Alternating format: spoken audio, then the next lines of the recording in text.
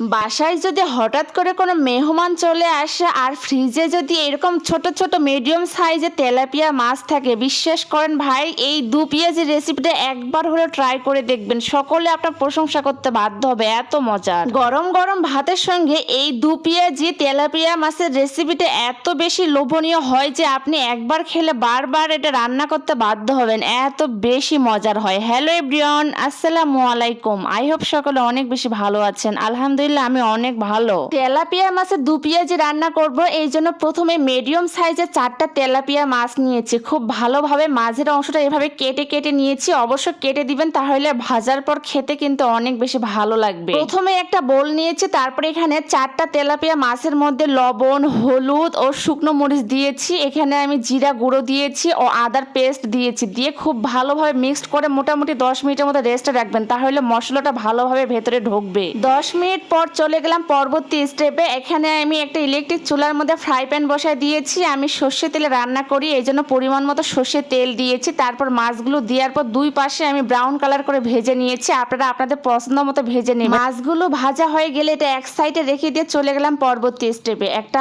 ভালো fry pan নিয়েছি, তারপর এখানে আমি সর্ষে তেল দিয়েছি পরিমাণ মতো। আপনারা যদি সর্ষে তেল পছন্দ না করেন তাহলে রান্নার রেগুলার তেল দিবেন পরিমাণ মতো। তারপর এখানে পেঁয়াজ কুচি দিয়েছি 1 কাপ। পেঁয়াজগুলো যখন হালকা একটু সফট হয়ে আসবে তখন এখানে আমি কাঁচা মরিচ দিয়েছি। কাঁচা মরিচটা আমি ফালি ফালি করে দিয়েছি। তারপর পেঁয়াজ ও কাঁচা মরিচটা ভালোভাবে সফট হওয়ার পর এখানে আমি 1 টেবিল চামচ দিয়েছি লবণ। লবণটা অবশ্যই আপনাদের টেস্ট অনুযায়ী দিবেন, যে যেরকম লবণ খেতে ভালোবাসেন। তারপর ওই মশলার মধ্যে এখানে আমি রান্নার হলুদ দিয়েছি, শুকনো মরিচের গুঁড়ো দিয়েছি পরিমাণ মতো। তারপর এখানে জিরা গুঁড়ো দিয়েছি, ধনিয়া গুঁড়ো দিয়েছি পরিমাণ মতো। আপনারা আপনাদের পছন্দ মতো দিয়ে দিবেন। তারপর এখানে আমি আদা পেস্ট দিয়েছি 1 টেবিল চামচ। তারপর সবগুলো মশলা ভালোভাবে মিক্সড করব। মশলাগুলো মিক্সড করার পর এখানে যাতে অতিরিক্ত তেলটা পুড়ে না যায় এই জন্য সামান্য একটু পানি দিয়েছি। পানি দিয়ে মশলাটাকে খুব ভালোভাবে সময় নিয়ে কষায় নিব। এই পর্যায়ে আমি সাদা ফল ও দারচিনি দিয়েছি যাতে মাছের এক্সট্রা গন্ধ না লাগে। মাছ রান্নার ক্ষেত্রে সাদা ফলটা অবশ্যই দিবেন, তাহলে খেতে